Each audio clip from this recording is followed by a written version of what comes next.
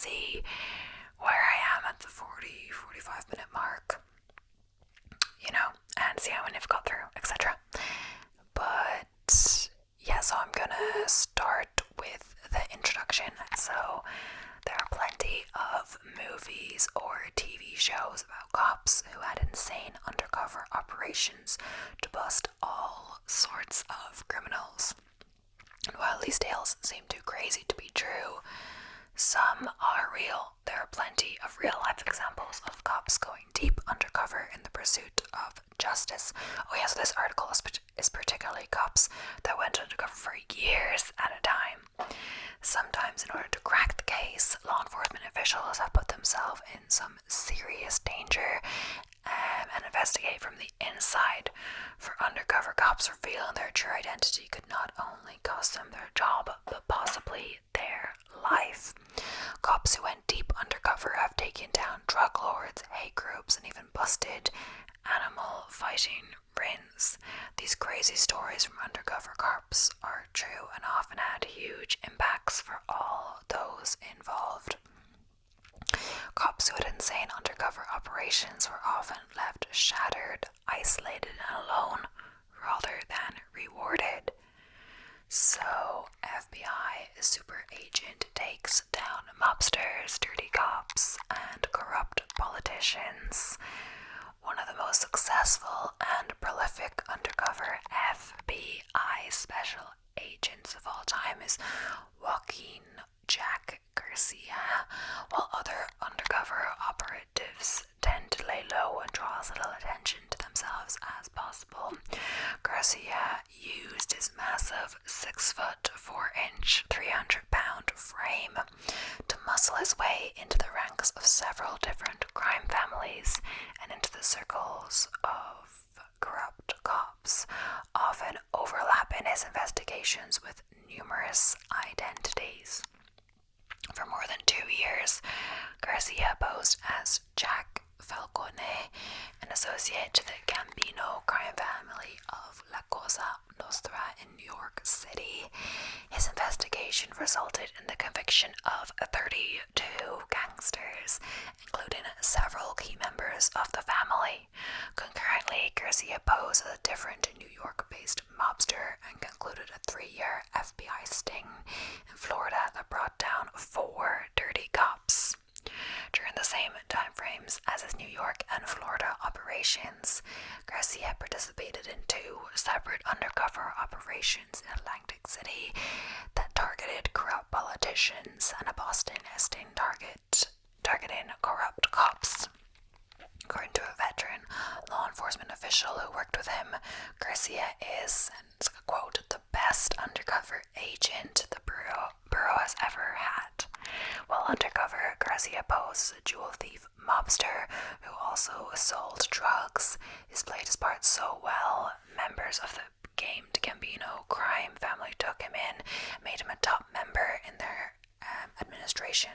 In 2008, he released an autobiography which was adapted into a film that as of April 2017 has not been released, so I assume that's when the article was published. But yeah, honestly, it sounds so dangerous. I could not do that, but I wonder how it works. Does he need to keep changing his name? Does he need to be in witness protection at any time? Something like that. I don't know, because I feel like even if he busts a lot of them, he doesn't bust all of them, and don't even if they're in prison, don't they somehow manage to put a hit on someone or get someone to kill them or attack them or do something, sometimes and you feel like they would want to pay back at some point, etc. So cops and their dogs infiltrate the violent world of dog fighting. So undercover operatives can't just look the part of an outlaw. They often have to engage in the practices of the criminal organizations they are trying to infiltrate in order to gain entry. Unfortunately, that holds true of both human operatives and in some cases animal operatives as well. In 2008,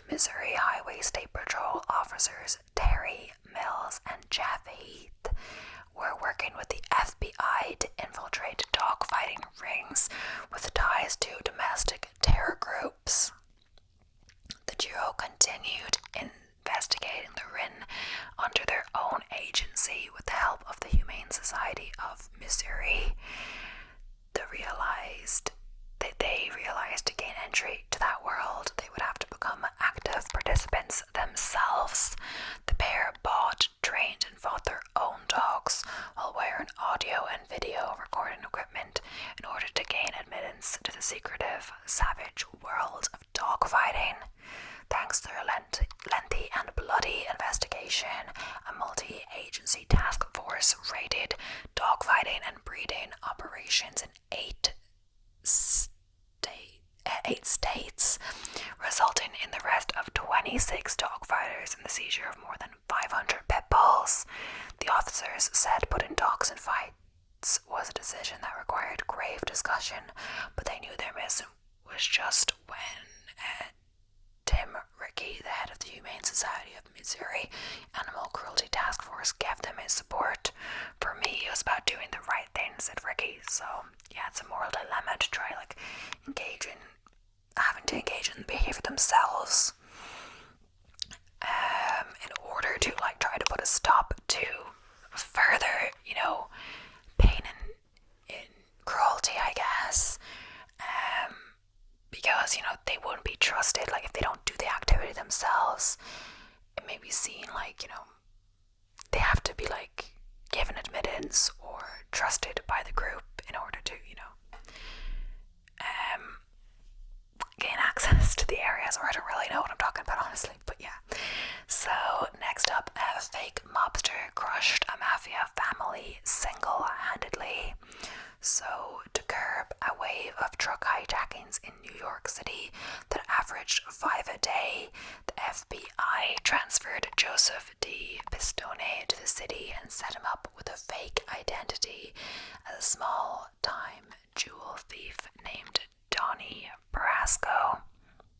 For 5 years, Pistone hung around locations frequented by the Bonanno crime family believed to be behind the hijackings, making himself known but keeping a low profile as to not raise suspicions. Eventually, Pistone met Benjamin Lefty Rogero, a foot soldier for the family with 26 kills under his belt. The two became friends, with Rogero vouching for Pistone at risk of his own life. Ordered to commit murders himself, Pistone had to come up with scenarios to avoid killing anyone, and even had the FBI stage a fake killing. When the family fractured and Pistone was ordered to kill rival leader Anthony Bruno Indelicato, the FBI pulled the plug on the operation and attempted unsuccessfully to arrest Indelicato. Pistone's investigation resulted in the arrest and conviction of over 100 mobsters and effectively destroyed the Bonanno family, which responded by putting a $500,000 bounty on his head. Pistone is still in hiding with his family. His story was famously documented in the 1997 Mike Newell movie Donnie Brasco, starring Johnny Depp and Al Pacino. So that's exactly what I was talking about. Wouldn't they want to retaliate? For sure. So he has to be in hiding for the rest of his life because of this. So it's a big undertaking to do any of this, because they're probably going to want to retaliate, and yeah, they could succeed in killing you or whatever. So neo-Nazi investigation revealed racist cop at the top. After having already spent 24 years with the Orange County Sheriff's Office and other agencies, Robert Killian took on the challenge of his life when he accepted an assignment with the Intelligence Division to go undercover to investigate white supremacist bikers in Central Florida. Killian, who calls himself Doc, donned leathers and jewelry and rode his Harley to bars frequented by the Outlaws motorcycle gang and the 1st SS Cavalier Brigade, the Aryan Nation's motorcycle gang. Slowly, over the course of 7 years, Killian integrated himself with the gangs and built relationships with August Christ, the head of Aryan Nation's splinter faction called Christian Identity, who offered him membership. He was worried that his cover might not hold, but became extremely concerned when he learned the Ariane's nation's deputy director was a police officer. Killian eventually amassed enough evidence to bring down 6 key members of the Outlaws and the 1st SS Cavalier Brigade and forced the resignation of the racist cop. Unfortunately, it wasn't easy to leave the biker life behind just because the job was done, and Killian lost his wife, his family, and his career in law enforcement. I don't know exactly what that means, if I'm being honest. I was just trying to look exactly what that meant. I'm not really sure. I guess nothing happened to his wife. I think it just meant that he couldn't really see her for long because he didn't want to endanger her, and didn't have to refer to her by a nickname. Couldn't see her for long periods. I don't know, in case they saw him with him or something. I'm not sure, etc. And he said, I was seeing a different article where it was saying he didn't think it was really worth it going undercover. He had to kind of portray people that what they're doing is wrong, but they came to see them as friends, look out for each other, etc. So it's kind of hard. Also, I have to find it really hard to every single day you got to keep up that front. If you forget for just a second that you're undercover or let something slip, your life could be in danger and the whole operation could be in danger, etc. So it must be really difficult. So yeah, a cop with ice in his veins brought down the Iceman. Richard the Iceman Kuklinski was a meticulous, evasive hitman, believed to have killed as many as 200 men, mostly for prominent mafia crime families. Surprisingly, he earned his nickname not for his cold-blooded demeanor, but for his tendency to freeze his victims to obscure their time of death. Despite knowing that Kuklinski was a hired killer with an insane body count, none of the federal agencies tracking his movements could gather any definitive evidence of his crimes until they inserted an undercover operative in his midst. Enter Dominique Bolifron, a New Jersey cop with as much ice in his veins as his target. Over the course of 18 months, Bolifroni posed as a hardened criminal to earn Kulinski's trust. The pair met in out-of-the-way places to talk shop, and Kulinski eventually gave up enough information about his crimes, in particular his use of a cyanide ice-laced hamburger to kill a gang member, for Bolifron, the New Jersey Attorney General and the Bureau of Alcohol, Tobacco and Firearms to take him down. Pretending to be a pervert ruined her sex life. Some police officers are natural actors designed to work undercover, while others are one-offs that just happen to be in the right fit for a particular assignment. Such was the case with Lizzie James, an alias, a policewoman for London's Metropolitan Police, who went undercover as a murderer and sexual deviant to try and lure a murder suspect into exposing himself. The full details of James's immersion into her undercover role have not been revealed. However, Paul Britton, the forensic psychologist who briefed her, said it was essential to her cover story as a perverted murderer that she be able to describe fantasies involving group sex and simulated rape. The case against the intended target fell apart and was thrown out of court, and James, suffering from psychological problems, weight gain, and loss of sex drive, quit the force. She later sued the Metro Police and received the equivalent of $250,000 in damages. I guess just having to pretend this and having to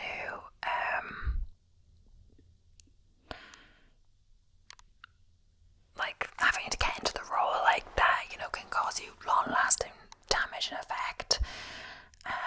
So Cobb went prison to save a life.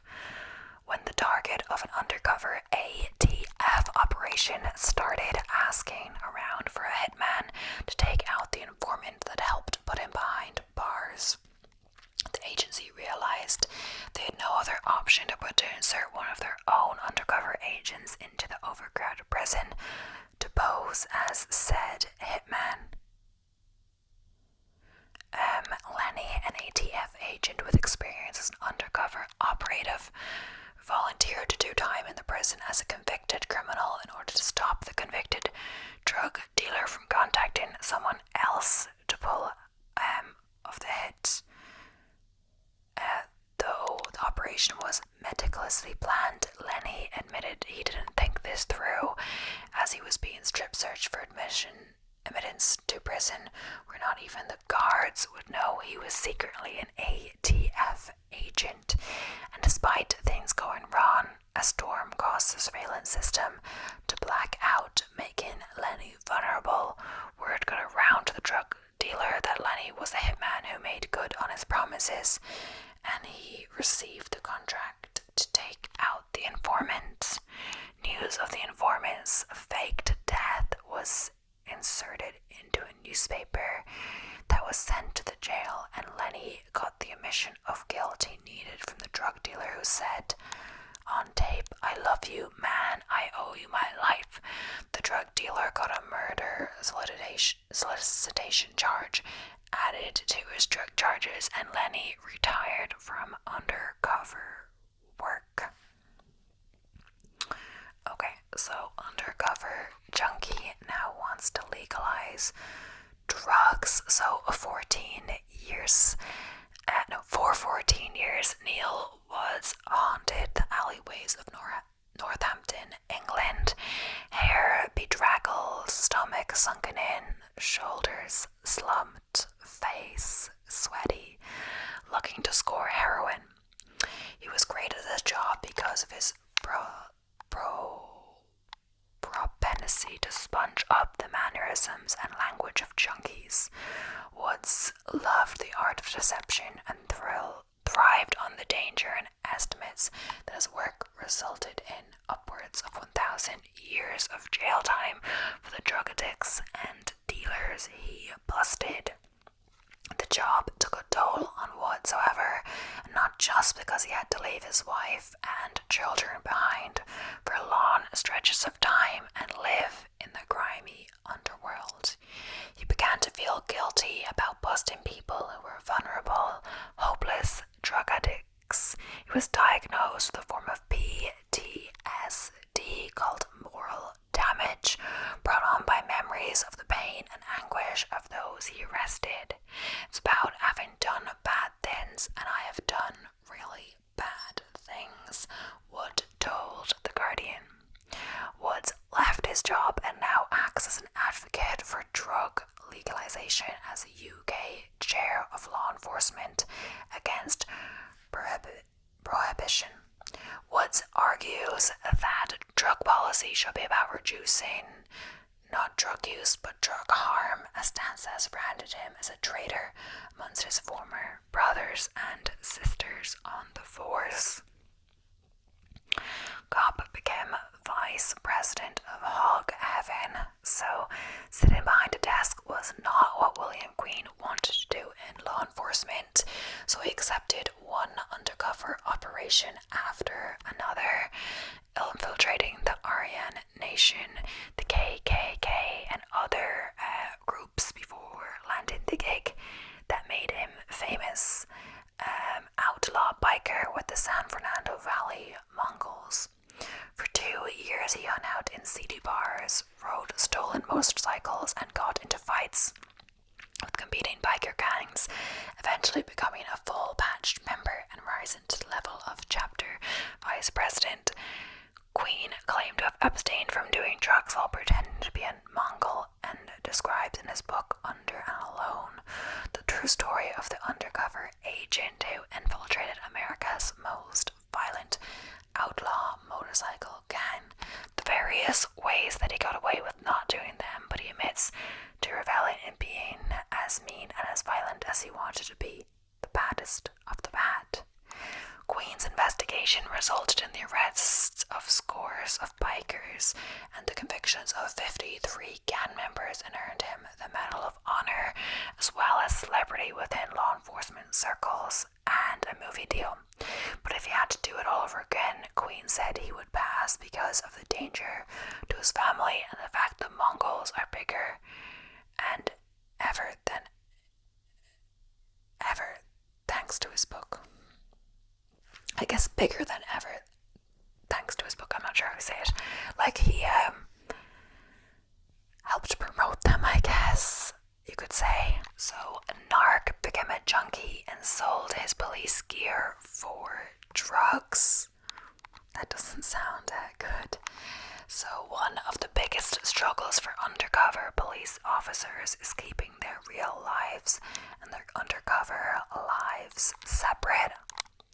When drugs are added to the equation, the lines begin to blur, as they did for Robert Carroll, who went undercover for the secretive Sigma unit of the Greater Manchester Police Force as a junkie named Lee Taylor. Unlike many undercover cops who managed to fake their drug use, Carroll partook of heroin to excess, smoking the drug every day while undercover, and became a junkie for real. A year after joining Sigma, Carroll reached out to the drugs charity Lifeline for help and tried to wean himself off of drugs, and took time off from the force to deal with his depression. Though he told his supervisors and his police officer wife that he was cured, his boss had him tailed and discovered that he was still meeting with one of the drug dealers he had been investigating while undercover to score. A raid of the drug dealer's home found police issued items that Carroll had traded for drugs, including his own baton. Carroll was jailed for 14 months for misconduct in public office. So that's you gotta be careful. It seems it's better to fake your drug use than actually doing it, because I guess the whole point is that drugs are addictive, and I think we were talking about this in biology class once. Well, that was more related to nicotine, but it was like you're better off not trying it, because I think it can be addictive for anyone, but I think some people will have less control, so there's a certain percentage where it isn't that low. I'm not sure what percentage, but if you do try it, you may get addicted like really quick, if your brain seems to like nicotine, but you couldn't have got addicted if you didn't try, so yeah, that can really destroy your lungs and everything like that. When you see like the tar like being poured on the lawn in like science class to persuade you not to smoke, etc. But of course heroin, really bad for you. Heartbreaker cop turned on the force. Mark Kennedy went undercover for the Special Demonstration Squad in London for 7 years, living as Mark Stone, a scruffy, long-haired professional climber. He used women to gather intelligence on the environmental protest movement, anti-fascist movements, and accepted other assignments. But he eventually became too entrenched in the Mark Stone identity and started a love affair with Lisa Jones, an alias that lasted 6 years. When Jones began suspecting her lover was not who he appeared to be, she started her own investigation and discovered he was a married police officer with a young child at home. Jones was devastated by the duplicity of the ordeal and went straight to the police with her grievances. After a formal investigation, the British Metropolitan Police Service offered her compensation and an official apology. Kennedy went into hiding after being outed, but resurfaced a short time later to file his own lawsuit against the Metropolitan Police Service for destroying his life. I lost my job, my girlfriend, and my reputation.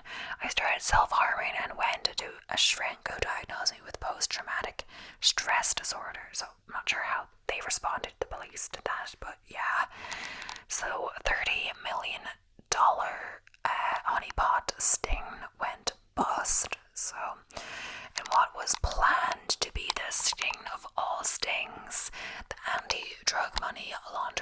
operation code named Operation Cotton aimed to snare the kingpins of a notorious outfit that routed drugs through Asia and North Africa to Gibraltar and on to Britain and other destinations in Europe, but ended up coming up bust. With no expense spared, Scotland Yard set up a pair of undercover officers as a husband and wife team of money launderers who controlled a fake financial advisory company. They even contracted a team of accountants who were guaranteed immunity from prosecution to help them launder upwards of $30 million to the company as a honeypot operation designed to attract the criminal element. The operation, which used up vast amounts of police resources and endangered the lives of its undercover officers, was intended to ensnare the kingpins of the global drug trade, but instead only netted 10 arrests before being shut down. And after 418 days of legal arguments, the judge threw out the arrests, declaring the arrests entrapment and the operation an abuse of the process of law.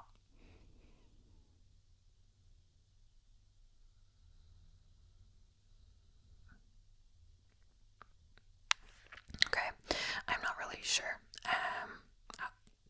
what happened there in that one, but yeah. Former narc blames war on drugs for ruination of a city. Neil Franklin spent years as an undercover narcotics agent posing as an unemployed junkie on the streets of his native Baltimore, fighting the war on drugs.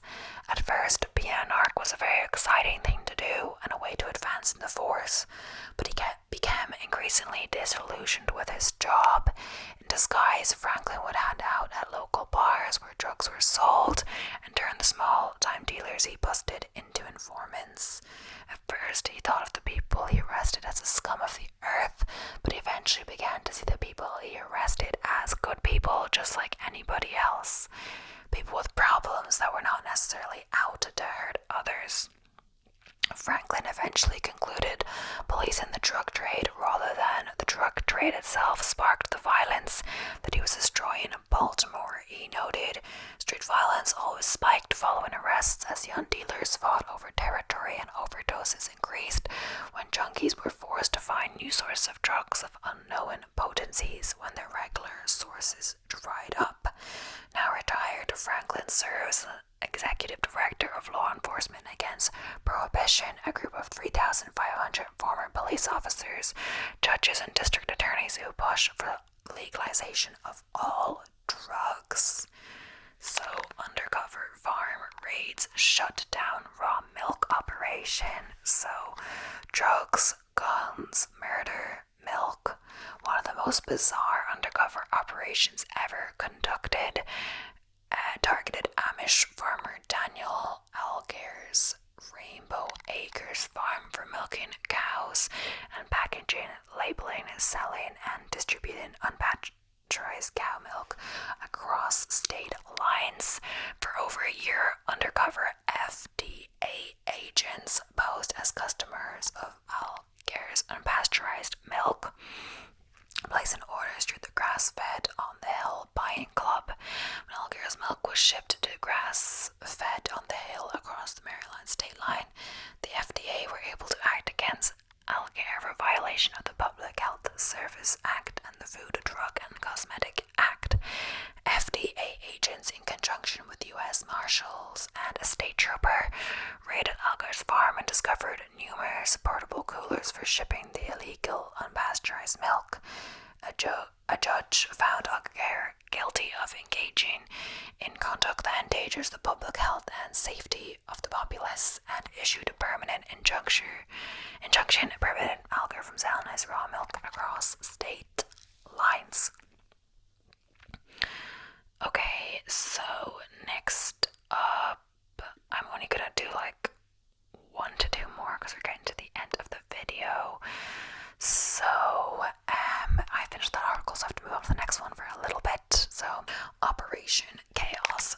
1960s was a tumultuous this decade in American history, known for its vehement anti-war, gender, and race-based movements, President Lyndon B. Johnson ordered the CIA to conduct Operation Chaos, an espionage project with hopes to uncover possible foreign influence on these domestic movements.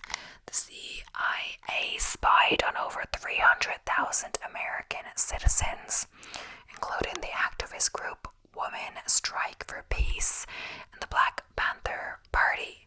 On November 15th, 1967, Director of Central Intelligence Richard Helms told Johnson that they had found no evidence of foreign interference, but the project continued for several more years. George H.W. Bush later admitted that Operation Chaos conducted some improper accumulation of material. So Operation Gladio launched on January 1st, 1952. Operation Gladio was an extensive stay-behind operation executed by NATO and the entire Western Union during the Cold War. A stay-behind operation consists of a clandestine network of spies that stay behind after an invasion and conduct espionage from behind enemy lines. The aim of Operation Gladio was to root out communism in Western European countries and prevent the spread of Soviet ideology.